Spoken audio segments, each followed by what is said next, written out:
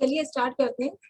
CSS का introduction है। आज हम आपको बेसिक कॉन्सेप्ट सीएसएस का और इंट्रोडक्शन आपको देंगे ताकि आप लोग ये जान सकें कि सीएसएस का क्या यूज है, किस तरह से उसे यूज किया जाता है।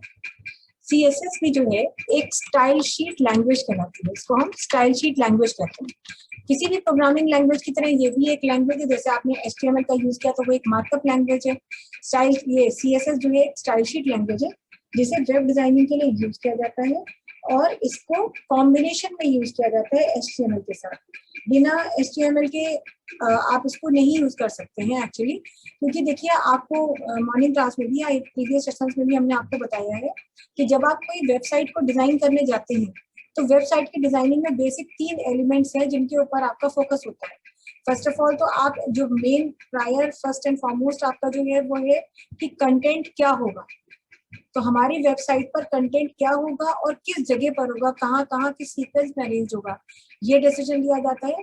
फिर जब कंटेंट ये डिसाइड कर लेते हैं कि क्या क्या कंटेंट होंगे और कहाँ कहाँ होंगे, तो ये डिसाइड करते हैं कि ये कंटेंट कैसे दिखेगा और उसके बाद ये डिसीजन लिया जाता है कि ये कंटेंट क्या एक्टिविटी परफॉर्म करेगा या वेबसाइट जब स्क्रीन पर दिखाई देगी तो कितनी इंटरैक्टिव होगी, स्टैटिक होगी कि डायनेमिक होगी। तो कंटेंट क्या होगा ये बेस जो है हमने तैयार कर लिया है HTML से।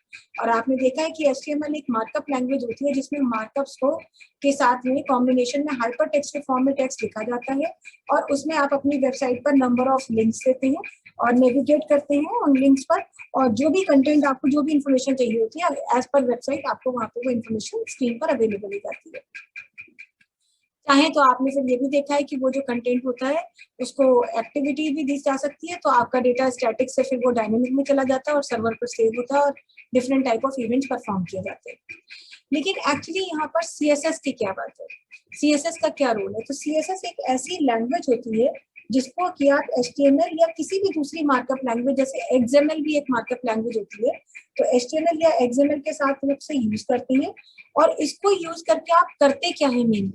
मेनली आप फोकस करते हैं अपनी जो आपकी जो साइट है उसके लुक पर, उसके अपीयरेंस पर, कि आपका साइट का फॉर्मेट क्या होगा, जो कंटेंट आपने लिखा है उसका फॉर्मेट क्या होगा, जो इमेजेस आपने डाली हैं उनका फॉर्मेट क्या होगा, आपकी वेबसाइट के बैकग्राउंड्स कैसे होंगे, आपने अगर हेडिंग्स यूज की हैं तो वो कैसी होंगी, टेबल्स डाली है तो वो कैसी होंगी, उनके लुक और अपीयरेंस के बारे में ही सिर्फ सीएसएस से डिसीजन लिया जा सकता है। सीएसएस के थ्रू आप कुछ नया कंटेंट नहीं लाते हैं कभी भी वेबसाइट पर। ऑलरेडी जो कंटेंट अवेलेबल है वेबसाइट पर उसको आप फॉर्मेट करते हैं। तो ये एक तरीके से कह सकते हैं कि ऐसा साधन है आपका जो आपकी वेब कंटेंट को, हाँ ठीक है, क्या बोल रहे हैं आप?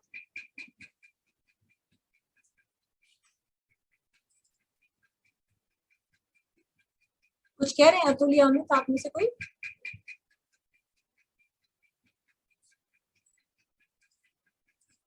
चलिए, तो यहाँ पर जो है ये आप कंटेंट जो ऑलरेडी दिया हुआ है उसको फॉर्मेट करते हैं। अब सीएसएस को हम कहते हैं cascade style sheet. Cascade style sheet एक ऐसा स्टाइल मैनर होता है जिसमें कैस्केड के रूप में, यानी एक के ऊपर एक अरेंज किए हुए प्ले कार्ड, जैसे प्लेइंग कार्ड्स होते हैं उस तरीके से अरेंज रहते हैं यहाँ पे शीट्स, और प्रियोरिटी के बेसिस पर उनका एग्जीक्यूशन कराया जाता है।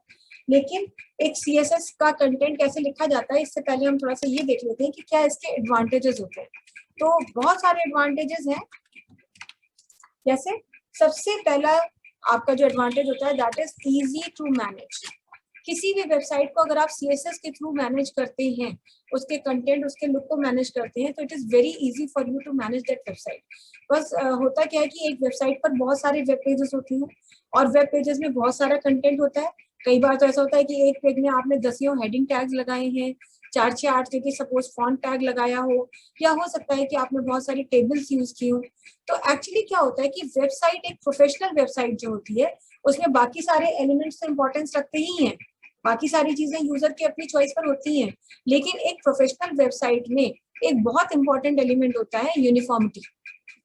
कि अगर आप साइट आप दिखा रहे हैं कोई, उसमें कुछ अगर यूनिफॉर्मिटी है, हर पेज में कुछ यूनिफॉर्म है, तो वो साइट आपको देखने में अच्छी लगेगी और एक वो ऑफिशियल या प्रोफेशनल प्रेजेंटेशन, ऑफिशियल प्रेजेंटेशन आपकी साइट कहलाती है। जैसे मान लीजिए नाइलिट की ही साइट अगर आप देख लें, नाइलिट की साइट तो सभी ने विजिट की होगी कम से कम 1 या 2 बार, तो आपने ये देखा होगा कि उनके लिंक्स तो बहुत से होते हैं, कभी स्टूडेंट जोन पे जाते हैं, कभी ओ लेवल के फॉर्म रजिस्ट्रेशन विंडो पे जाते हैं, कभी कहीं जाते हैं। लेकिन आपने ये चीज नोटिस की होगी कि जब भी हम किसी पेज को खोलते हैं, किसी भी पेज में टेबल जैसी चीज स्ट्रक्चर खोलिए तो सब में एक जैसा दिखता है, कलर स्कीम एक जैसी है, फॉन्ट का साइज एक जैसा है, फॉन्ट का कलर एक जैसा है, बैकग्राउंड एक जैसे होते हैं। तो ये यूनिफॉर्मिटी होती है। प्रोफेशनल वेबसाइट्स या ऑफिशियल वेबसाइट्स को गुड लुक दिया जाता है, लेकिन गुड लुक का मतलब ये नहीं कि वो बहुत ही पेपी बनाई जाए, सिंपल से लुक दिए जाते हैं। बट चाहे पेपी बनाना हो या सिंपल लुक देना हो, तो उसका मतलब ये नहीं कि हर साइट पे आप बैकग्राउंड अलग ही अलग कलर की डाल दें। तो मल्टीपल साइट पर मल्टीपल पेजेस, जो एक साइट के ऊपर जितने भी पेजेस पड़े हैं, अगर आप उन्हें यूनिफॉर्म रखना चाहते हैं, यूनिफॉर्म की बात अगर हम कहें, जैसे सबके हम बैकग्राउंड कलर स्कीम एक जैसे देना चाहते हैं, या हो सकता है कि हम ये चाहते थे कि हमारे पेज में जितने भी पी टैग्स यूज हुए हैं या फॉन्ट टैग्स यूज हुए हैं या एच टैग्स यूज हुए हैं, सब पर यूनिफॉर्म चीजें रहें। अगर हेडिंग है तो सबका साइज एक सा हो, सबका कलर एक सा हो। अगर हमने एक पेज पर मान लीजिए 8-10 टेबल्स बनाई हुई है, तो सारी टेबल्स का फॉर्मेट एक जैसा हो। तो इस तरीके की चीजें अगर हम यूनिफॉर्म करना चाहते हैं, तो एक साइट पर जितने भी पेजेस हैं सब में आप सब इजीली मैनेज कर सकते हैं, ये काम सबको आसानी से कर सकते हैं। फिर भले ही आपकी उस वेबसाइट पर 50 पेजेस क्यों ना बने हो, 100 पेजेस क्यों ना बने हो, तब भी आपको कोई प्रॉब्लम नहीं होगी, इतनी आसानी से आप मैनेज कर लेंगे। तो बहुत आसानी से सीएसएस के थ्रू चीजों को आप मैनेज करते हैं। दूसरा इसी का एक इफेक्ट आसानी से करने का दूसरा ये भी है कि जो भी चेंजेस आप करते हैं वो ग्लोबल होते हैं, मतलब आप चाहें तो ग्लोबल कर सकते हैं। जैसे हमने चाहा कि भाई हमारी वेबसाइट पर जो एक पेज हमें दिख रहा है, इसकी बैकग्राउंड पूरे पेज पर इस जैसी हो। हम ये चाहते हैं कि इस पेज पर जितनी भी जगह पर हमने H1 टैग यूज किया उसका फॉन्ट कलर और स्टाइल सिमिलर हो, H2 टैग जहां जहां यूज किया उसका फॉन्ट कलर और स्टाइल सिमिलर हो, टेबल जहां जहां यूज किए उसका फॉर्मेट एक जैसा हो। एक जैसा का मतलब जैसे ऊपर दिख रही है वैसे ही नीचे भी दिखाई दे।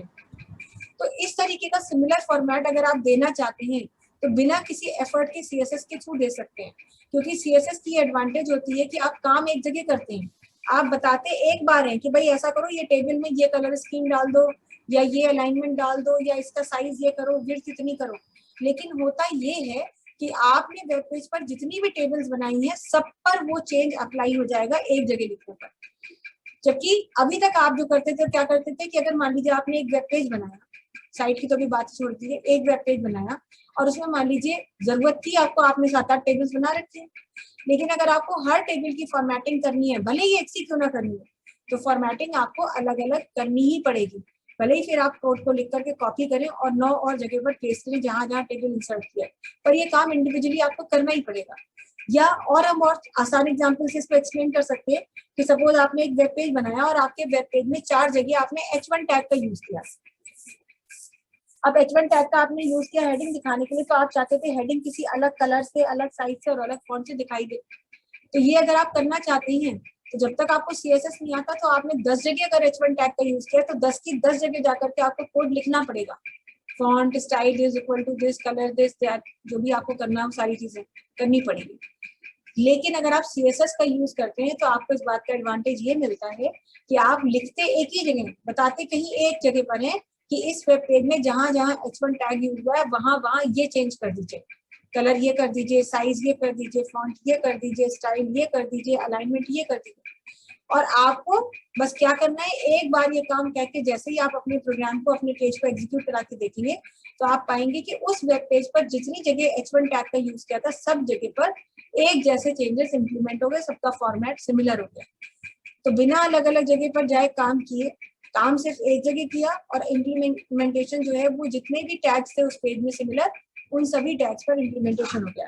तो इसका मतलब ये होता है ग्लोबल चेंज, की ग्लोबली सब पर चेंज आपका जो है अप्लाई कर देता है। तीसरा इसका एडवांटेज होता है सेव टाइम। जाहिर सी बात है कि जिस काम को जो है आप काम करने में टाइम ज्यादा लगा रहे हैं, वही आपने कहा कि अगर ये सीएसएस नहीं हो तो हमें जितनी बार स्टाइलिंग करनी होगी उतनी बार हम स्टाइल कर रहे होंगे, हाथ से टाइप कर रहे होंगे, बाकायदा कोड या कॉपी करके पेस्ट कर रहे होंगे। लेकिन सीएसएस की मदद से आप काम एक जगह कह देते हैं कि स्टाइल ऐसा करो और जहां जहां वो टैग लिखा होता है वहां वहां वो स्टाइलिंग हो जाती है। तो इससे आपके टाइम और एफर्ट दोनों चीजें सेव हो जाती हैं। फिर नेक्स्ट है इजी टू मेंटेन। अगर आपने एक वेबसाइट बनाई है तो CSS के थ्रू उसे आप आसानी से मेंटेन कर सकते हैं या फिर अपडेट कर सकते हैं। जैसे मान लीजिए आपने किसी से एक साइट बनवाई और आपने कहा कि हमारी इस साइट में सपोज 50 पेजेस हैं। आपने कहा कि 50 के 50 पेजेस में बहुत बार ऐसा हुआ होगा कि H1 या H2 टैग यूज हुआ होगा। सपोज H2 टैग बहुत जगह पर यूज हुआ है। अब आपको तो ये याद भी नहीं कि आपने जो वेबसाइट बनाई जिसमें 50 पेजेस का कलेक्शन पड़ा है, आपको ये मालूम भी नहीं कि उस वेबसाइट में कहाँ कहाँ H2 टैग यूज हुआ। लेकिन अगर आपसे ये कह दिया जाए कि जहां जहां इस वेबसाइट में जिस पेज में भी H2 टैग यूज हुआ है, तो सब जगह पर ऐसा करिए कि उस लाइन को जो कंटेंट लिखा हुआ है H2 टैग के अंदर हेडिंग की तरह से दिख रहा है, उसका कलर ये कर दीजिए, साइज ये कर दीजिए। तो देखा जाए काम कुछ खास बताया नहीं गया भाई, साइज चेंज करने के लिए कहा गया और कलर चेंज करने के लिए कहा गया, लेकिन ये भी कहा गया साथ में कि इस पेज में जहां जहां H2 टैग लगाया है। अब अगर मान लीजिए आपने 30 सारी जगह H2 टैग का इस्तेमाल किया था, हेडिंग दी हुई थी, तो ऐसा तो नहीं है कि हेडिंग के बाद हेडिंग लिखते जाएंगे। हेडिंग है तो बीच में कंटेंट आएगा, तो पेज बहुत बड़ा है, हेडिंग से पता नहीं कहाँ कहाँ बिखर बिखर के पड़ी हुई है। पर अगर आपको ये काम करना है तो आप ये काम किससे कर सकते हैं? CSS से कर सकते हैं। क्यों कर सकते हैं? क्योंकि जब आप ये काम CSS से करेंगे तो आपको इस बात का फायदा मिलता है कि आप, अगर आपने कह दिया कि बैकग्राउंड का कलर चेंज कर दीजिए, सारे पेजेस में बैकग्राउंड का कलर ये लगा दीजिए, तो नॉर्मली तो आप सोच रहे होते हैं कि अरे भैया आप जितने भी पेजेस बनाए सारे एक एक करके खोलो और उनमें कलर स्कीम चेंज करो। लेकिन क्योंकि आप CSS से काम कर रहे हैं तो आपने ऑलरेडी कोई वेबसाइट बनी है या 2 साल के बाद आपका मन भर गया उस वेबसाइट को देखते देखते और आप चाहते हैं कि उसकी बैकग्राउंड कलर स्कीम हम चेंज करना चाहते हैं, तो इस तरीके से अगर आपको काम करना है तो बहुत आसानी से आप अपनी वेबसाइट को मेंटेन और अपडेट रख सकते हैं। आपको अगर खुद ही आता है तो खुद ही कराएंगे, नहीं तो जिससे आप साइट बनवा रहे हैं वो आपके लिए ये काम कर देगा, पर उसको ये काम करने में बहुत मेहनत नहीं लगेगी, आसानी से ये काम हो सकता है। अब अगर हम CSS का यूज करते हैं तो CSS को किस तरह से लिखा जा सकता है? How to write CSS code in HTML, कैसे लिखा जाता है? तो एक्चुअली 3 तरीके होते हैं, 3 अलग अलग तरीके से हम CSS का यूज कर सकते हैं। 3 ways to write CSS। कौन कौन से 3 तरीके होते हैं? सबसे पहला तरीका होता है इनलाइन, कहते हैं इसको इनलाइन CSS। फिर कहते हैं internal CSS and external CSS।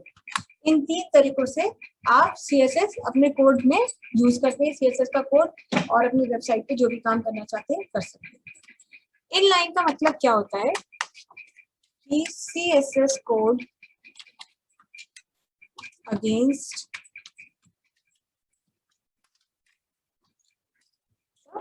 Tag immediately after completing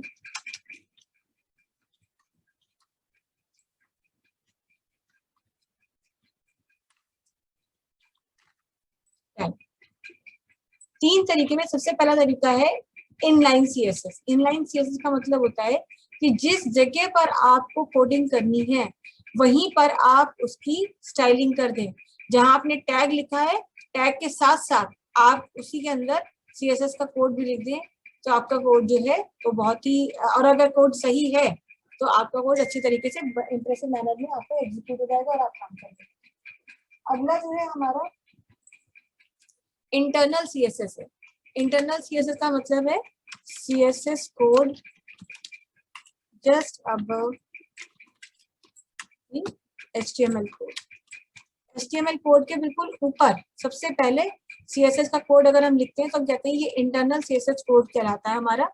और जब आप इंटरनल CSS कोड कर रहे होते हैं तो इसको बहुत ही स्पेशल जो है आपके टैग्स हैं उनके अंदर इसे लिखा जाता है।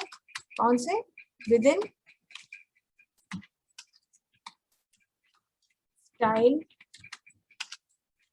टैग। यानी सीएसएस का कोड जब आपको लिखना होगा तो अगर आप इनलाइन इंटरनल स्टाइल यूज कर रहे हैं सीएसएस का, तो आप क्या करेंगे, सीएसएस के पूरे कोड को आपका जो एचटीएमएल का कोड है उसके ऊपर लिख दें। बस इस बात का ध्यान रखें कि आपको जो कोड दिया गया है वो कोड आप मतलब बहुत अच्छे से यूज करेंगे, उसमें कोड को लेकर के किसी तरीके का कोई मतलब कंफ्यूजन या टाइप ऑफ डेटा पे कोई प्रॉब्लम नहीं क्रिएट करेंगे, सिंपल मैनर में अपना काम करेंगे। तीसरा होता है external CSS code. External CSS का मतलब होता है create a new CSS file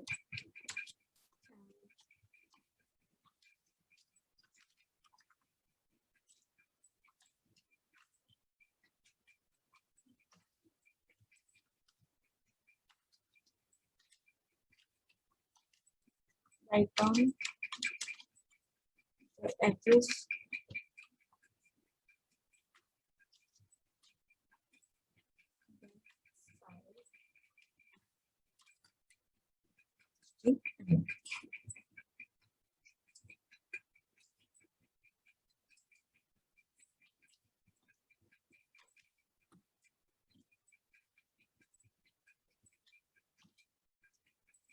यानी कि आप जब भी कोई, कई बार ऐसा भी होता है कि आप ये चाहते हैं कि आप सीएसएस की फाइल ही एक अलग बना लें, और जब जब आपको जिस पेज में उसकी स्टाइलिंग चाहिए होगी तब तक जो है आप यहाँ पर उसको अपने कोड के एक अलग ही फाइल बनाएंगे और जरूरत पड़ने पर एचटीएमएल कोड के अंदर उस फाइल का एड्रेस ला देंगे।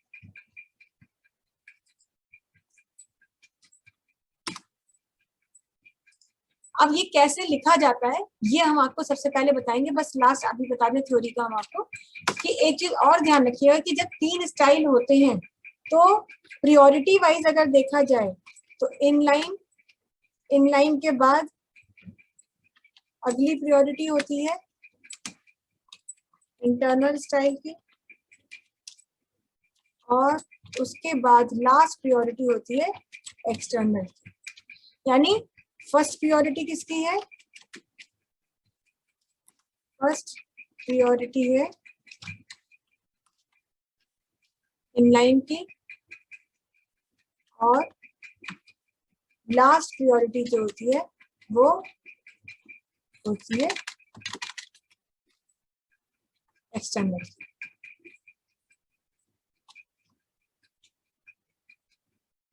अब इस बात का मतलब हुआ क्या, अगर आपने एक वेब पेज बनाया तो ऐसा कोई नियम नहीं है कि अगर आपने इनलाइन यूज कर लिया तो इंटरनल सीएसएस नहीं यूज कर सकते, या इंटरनल सीएसएस यूज कर लिया तो एक्सटर्नल नहीं यूज कर सकते। ऐसा कोई भी नियम नहीं है, आप बाकायदा एक ही पेज में तीनों का इस्तेमाल भी कर सकते हैं। तो जैसा हमने अभी आपको थोड़ी देर पहले कहा कि सीएसएस का जो स्टाइल होता है वो कैस्केड स्टाइल इसीलिए कहलाता है क्योंकि प्लेइंग कार्ड्स की तरह, तैश के पत्तों की तरह तीनों स्टाइल लगे होते हैं, और प्रियोरिटी के आधार पर, प्रेफरेंस के आधार पर हम उन कार्ड्स का यूज करते हैं। तो अगर तीनों कार्ड्स, तीनों स्टाइल्स आपने एक पेज में यूज किए हैं तो आपका प्रियोरिटी किसको जाएगा, सबसे पहले क्या चीज एग्जीक्यूट होगी, सबसे पहले वो चीज एग्जीक्यूट होती है जो आपने इन लाइन लिखी होती है। यानी जस्ट टैग के साथ अगर कोड आपने लिख दिया अपना स्टाइलिंग का और सही ढंग से उसे बंद भी कर दिया तो उस केस में जो है आपका इनलाइन कोड ही सबसे पहले एग्जीक्यूट होता है। दूसरे नंबर पर फिर इंटरनल कोड एग्जीक्यूट होता है, इंटरनल जहाँ पे एचटीएमएल कोड के ऊपर ही आपने लिख दिया है। और तीसरे नंबर पर यानी लास्ट प्राथमिकता वो किसे देता है, वो देता है एक्सटर्नल को। एक्सटर्नल जो एक अलग से फाइल ही बनी है, जब आप सीएसएस की कोई फाइल अलग से बनाते हैं तो उस file co dot CSS extension दिया जाता है, और ये आपको देना है, ध्यान रखिएगा। अच्छी प्रैक्टिस के लिए एक्सटेंशन देना जरूरी है, या तो फिर आप ये निश्चय कर लें कि भाई आपका जो वो है क्या नाम लैंग्वेज आपने पहले से सेट कर ली, जैसे मैंने आपको बताया है कि भाई आप जाते हैं तो उस विंडो में जाकर के सबसे पहले लैंग्वेज सेट कर लेते हैं।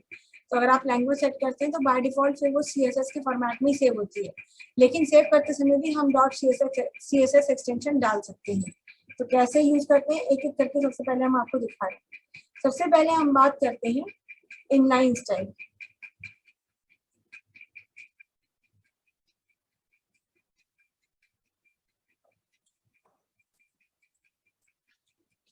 इसके लिए हम नोटपैड प्लस प्लस ओपन कर लेते हैं। और ये सब हम बंद कर देते हैं।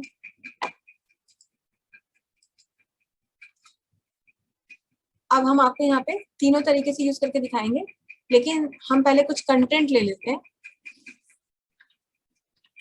MS वर्ड से ही कंटेंट उठा लेते हैं।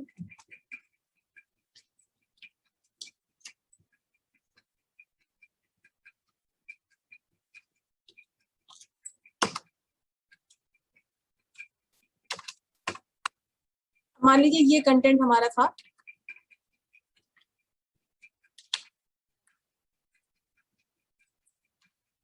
इसको हमने पेस्ट कर दिया, एक्सटेंशन दे दिया। अब यहाँ पर सबसे पहले तो HTML ही लगेगा, फिर आपने मान लीजिए कह दिया हेड और इसी के अंदर टाइटल भी दे दिया, दे दिया। इसके बाद हमारा नॉर्मल बॉडी टैग शुरू हो गया। लास्ट में बॉडी टैग को हमने क्लोज करा और HTML टैग को क्लोज कर दिया।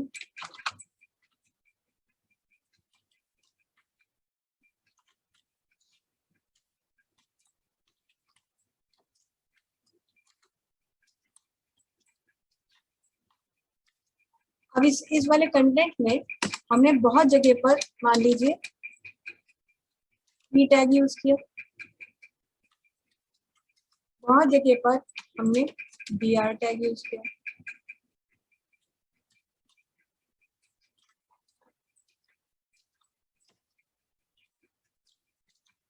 वहां भी हमने p टैग को यूज कर लिया।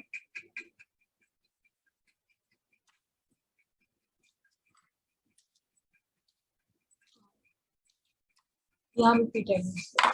अब हमारे इस कंटेंट में जो है 3-4 जगह पर p टैग का यूज किया गया है। तो अगर आपसे ये कहा जाए कि जहां जहां p टैग यूज हुआ है वहां वहां कंटेंट का कलर ये हो जाए, फॉन्ट ये हो जाए, स्टाइल ये हो जाए, साइज ये हो जाए, तो कहीं कहीं आपने p यूज किया, कहीं कहीं नहीं भी यूज किया, हम बंद कर देते हैं p टैग को।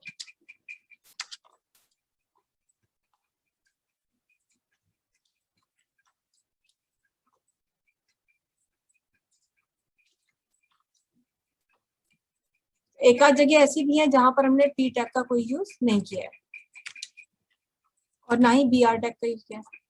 तो अब अगर आपसे ये कहा जाए कि जहां जहां p टैग लिखा है वहां वहां जाकर के आपको उसके फॉन्ट का कलर, स्टाइल और साइज देना पड़ेगा। ज्यादा कुछ नहीं, फॉन्ट का नाम, कलर, साइज दे देते हैं।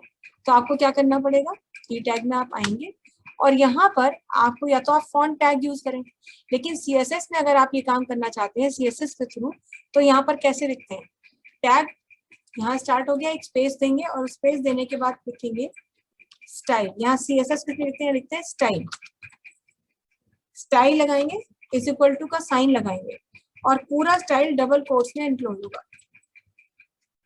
जैसे सबसे पहले हम चाहते थे कि फॉन्ट का नाम, तो फॉन्ट के नाम के लिए क्या लिखेंगे, फॉन्ट फैमिली, कोलन दे देंगे, डबल कोट्स में फॉन्ट का नाम देंगे जो भी देना। तो मान लीजिए हमने कहा इस फॉन्ट का नाम हम रखना चाहते हैं एजेंसी FB, तो ये हो गया फॉन्ट फैमिली। फिर अगर आप फॉन्ट का साइज देना चाहते हैं तो फॉन्ट का साइज दे दीजिए, लेकिन यहाँ पर कोलन लगे, ये आपको ध्यान रखना होगा।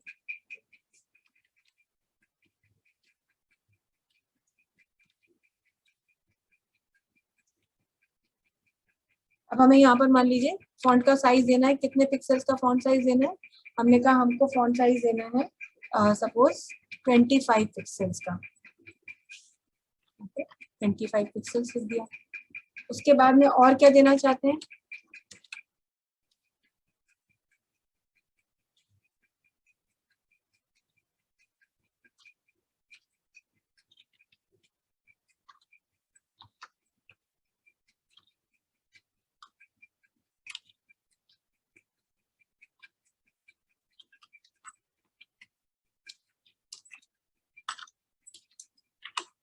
साइज हो गया। अब हम कलर लिखना चाहते हैं, तो फॉन्ट कलर के लिए कलर ही लिखा जाता है, फॉन्ट कलर नहीं लिखते। कौन सा कलर देना चाहते हैं, तो मान लीजिए हमने कहा यहाँ सब जगह पर हमें रेड कलर या ब्लू कलर देते हैं, ब्लू कलर देंगे, ये दे दिया आपने, और फॉन्ट का नाम, फॉन्ट का साइज और फॉन्ट कलर, बस ये दिया। अब आपसे कहा गया जहां जहां पी टैग यूज हुआ है सब जगह लिखिए। तो ये CSS के थ्रू आपने स्टाइलिंग की है। अब इसे हम यहाँ से कॉपी करेंगे और जहां जहां पी टैग यूज किया गया होगा वहां पर हमें इसे लिखना होगा।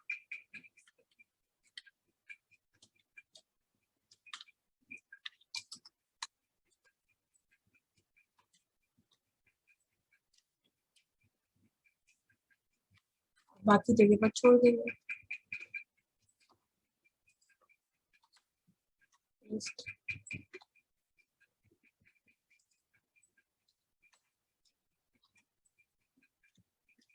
करेंगे, अब सेव हमने किया इसको, मान लीजिए इंटरनल CSS के नाम से।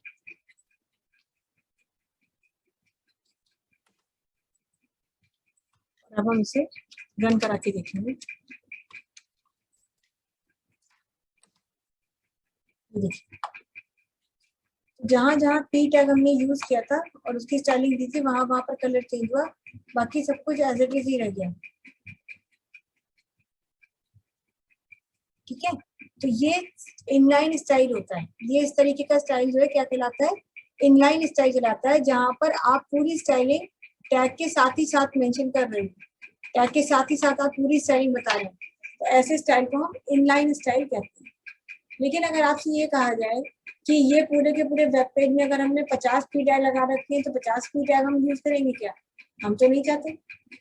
हम तो चाहते हैं भाई अगर 50 लगाए या 60 लगाए या 100 लगाए, हम तो इतना सा चाहते हैं कि भाई हमारा हर जगह पर जहां जहां पी टैग लिखा है वहां पर सिमिलर हो जाए।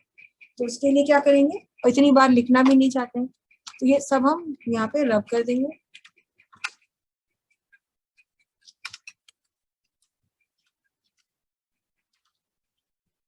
फिर आपको इनलाइन देने की जरूरत नहीं है।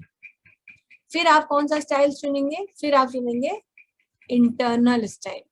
और इंटरनल स्टाइल को कहाँ लिखा जाता है, हेड टैग के अंदर लिखेंगे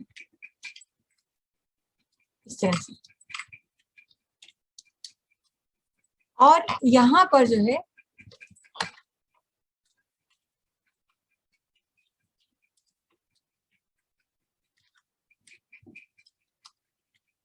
यहाँ पे हेड टैग के अंदर टाइटल टैग लगाए तो टाइटल टैग को खड़ा खोल करके बंद भी कर दीजिए।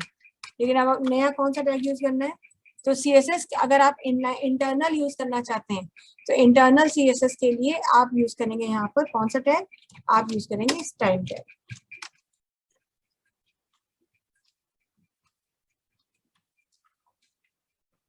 ये स्टाइल टैग ही वो टैग होगा जो स्टाइल टैग ही वाला टैग है हमारा, जो कि हमारा यूज करने के लिए CSS की स्टाइलिंग करने के लिए यूज किया जाएगा।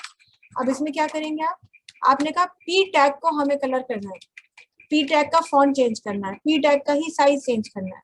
तो अगर ये काम करना है तो यहाँ स्टाइल टैग के अंदर आएंगे और बिना कुछ कहे सीधे हम चले जाएंगे स्टाइल के लिए, यहाँ बताने के लिए कर्सर यहाँ रखेंगे और सबसे पहले किसका स्टाइल बताना चाहते हैं, तो मान लीजिए हमने कहा कि हम भाई बैकग्राउंड का कलर चेंज करना चाहते हैं, बैकग्राउंड का कलर जो है वो येलो हो जाए।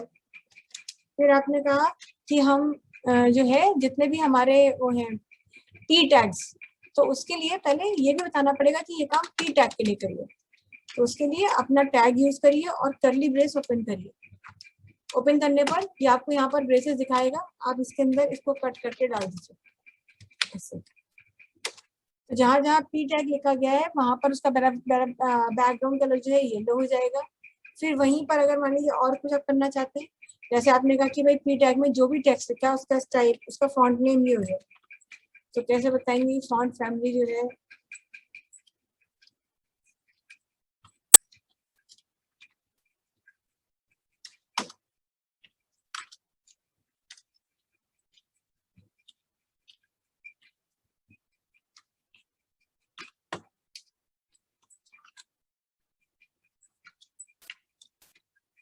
यहाँ कोई भी हम फॉन्ट का नाम डाल देंगे, जो फॉन्ट का नाम हमें समझ में आएगा। तो मान लीजिए हमने यहाँ पे कहा, हमने डाल दिया फॉन्ट का नाम मोनोटाइप कॉर्सिवा। ये फॉन्ट हमारे कंप्यूटर में पाया जाता है पहले से अवेलेबल है, आपको कुछ मतलब फॉन्ट को लाने की जरूरत नहीं है, फॉन्ट पहले से अवेलेबल है, बस आपको इस फॉन्ट का नाम डालना है, कोई डबल कोट्स नहीं लगाने, कुछ नहीं लगाना, सीधे ऐसे लिखते। अब आपको फॉन्ट का साइज देना है तो साइज दे देंगे। सपोज आपने कहा 20 पॉइंट्स में हम लिखना चाहते हैं, तो ध्यान रखिएगा px वगैरह जब आप लिखते हैं तो यहाँ स्पेस नहीं होगा। मून टाइप कॉर्सिवा तो 2 वर्ड्स का नाम ही है, बात अलग है, लेकिन यहाँ पर आप स्पेस नहीं देंगे। तो आपने बैकग्राउंड का कलर दे दिया, फॉन्ट का नाम दिया, फॉन्ट का साइज दिया। अब आपको टेक्स्ट का कलर देना है, तो टेक्स्ट का कलर आप दे देंगे, जैसे कलर आपने बैकग्राउंड में येलो दिया है तो इसका कलर सपोज आपने ब्लू दे दिया। इस तरह से कर करके आपको जो भी सेटिंग करनी है वो सब हमारी तरह से कर सकते हैं, और पूरा एक जगह पर हमने डिफाइन कर दिया। अब ये पी टैग तो न जाने कितनी जगह यूज हुआ है, लेकिन सब जगह पर ये वाला कंटेंट जो है नहीं आपका एप्लीकेबल होगा, केवल जहां पर पी टैग लिखा गया खाली बस उसे आप यूज कर सकते हैं, और किसी को अगर यूज करेंगे भी तो आपको उसका कोई एडवांटेज मिलने ही वाला नहीं। अब हम इसे सेव करते हैं और सेव करके पहले रन करा के देखते हैं कि क्या करेगा। मैम स्टाइल टैग क्लोज नहीं है। अच्छा,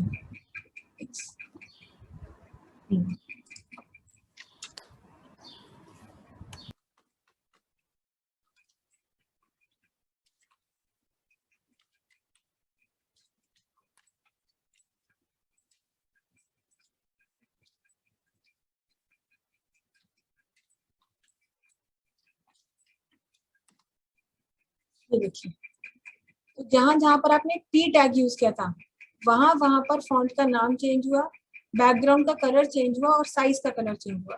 अब आप कहेंगे कि ये एक क्यों दिख रहा है यहाँ पर, क्योंकि हमने कहीं ये मिस किया है कोड में अपने, देख लेते हैं कहीं पी टैग को, ये देखिए ये इनलाइन स्टाइल की भी थी। अब हम कुछ नहीं करते, सिर्फ इसका कलर चेंज कर देते हैं, कुछ और नहीं कर रहे, सिर्फ हमने कलर चेंज कर दिया। और अब हम इसे सेव करते हैं और यहाँ रन कराते हैं। ध्यान दीजिएगा स्क्रीन पे, जैसे हम F5 प्रेस करेंगे ये देखिए तो फॉन्ट चेंज हो गया। अब आप इस बात का चीज को समझ सकते हैं कि हम कहना के चाहते थे, क्या मतलब था इस बात का कि कैसे ये चीज होती है। तो देखिए क्या वो हमने इस पेज पर दो अपने देखे, मतलब यहाँ पर मैं 2 तरीके से CSS का यूज करना सीखा। कौन कौन से 2 तरीके सीखे, एक सीखा एक्सटर्नल और एक सीखा इंटरनल और एक सीखा इनलाइन। तो इनलाइन अगर आपके पेज पर कहीं दिया हुआ है तो पहली प्रेफरेंस तो इनलाइन को ही मिलेगी। इसीलिए अब जब हम अपने पेज को एग्जीक्यूट करके दिखाएंगे तो इस वाले कंटेंट का कलर रेड होगा, इसका साइज 25 पिक्सल्स का होगा और फॉन्ट का नाम होगा एजेंसी FB। हम चेक कर लेते हैं कि क्या ये सही है। ये देखिए टेक्स्ट का कलर जो है रेड हो गया, फॉन्ट का वही नाम है जो नाम आपने वहां दिया और फॉन्ट का साइज वही जो आपने वहां दिया। तो देखिए यहाँ आपने 2 तरीके का CSS स्टाइल यूज किया था, एक आपने यूज किया था इनलाइन और आपने यूज किया है इंटरनल। लेकिन इस बात का जो है पहली प्रेफरेंस किसको मिली, इनलाइन को, जहां रेड कलर दिया था पहले प्रेफरेंस रेड को दी। और अगर ये इनलाइन ना लिखा होता तो फिर वो इंटरनल पे आता और इंटरनल में जो भी सेटिंग आपने की है उस हिसाब से जहां जहां पी टैग लिखा गया है वहां वहां पर ये सेटिंग वो कर देगा। तो इस तरह से CSS यूज करते हैं। आप लोग स्टडी मटेरियल से चैप्टर स्टार्ट कर दीजिएगा पढ़ना, और एक एक करके हम आगे जो है बढ़ेंगे इसमें। अभी कुछ क्लासेस लगेंगी क्योंकि CSS जो है एकदम से इतना आसान भी नहीं है और इतना इजीली कोड वगैरह याद नहीं होते, लेकिन इतना प्रॉब्लमेटिक भी नहीं है, इतना कोई मुश्किल भी नहीं है, बट थोड़ा ध्यान रखते हुए आपको चीजें करनी है। तो CSS आपके लिए काफी एक तरीके का स्ट्रेस बस्टर भी बनेगा, क्योंकि इसमें आप डिजाइनिंग या कुछ क्रिएटिव वर्क कर रहे हैं, तो आप चीजें जो है मतलब आप को जो है बहुत अपने स्ट्रेस को भी रिलीज कर सकते हैं, क्रिएटिविटी को पूरी तरह से दिखा सकते हैं और बढ़िया से बढ़िया काम कर सकते हैं। आजकल तो बहुत ज्यादा आपके पास ऑफिशियल वर्कलोड भी नहीं होगा, जो लोग ऑफिशियल्स हैं और जो नॉन ऑफिशियल्स हैं वो 24 घंटे पढ़ते नहीं है। तो आप भी प्लान करिए इस तरीके का कि आप भी एक वेब पेज बना के देखें जिसमें इनलाइन और इंटरनल दोनों का यूज किया गया हो। नेक्स्ट सेशन में हम पहले आपको सिखाएंगे कि CSS एक्सटर्नल तरीके से कैसे यूज की जाती है, तो ये तीनों तरीके खत्म होंगे और फिर CSS के एक एक कॉन्सेप्ट को हम लेते चलेंगे। तो आई होप कि जितना आपको आज समझाया इतना तो आपको थोड़ा बहुत क्लियर हो गया होगा। Yes ma'am. चलिए, आपको हुआ, अतुल, अमित, गरिमा, शालिनी, क्लियर हुआ आप लोगों को?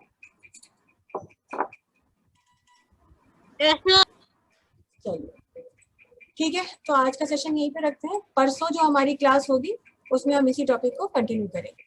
ठीक है, thank you ma'am. Okay then, that's all for today.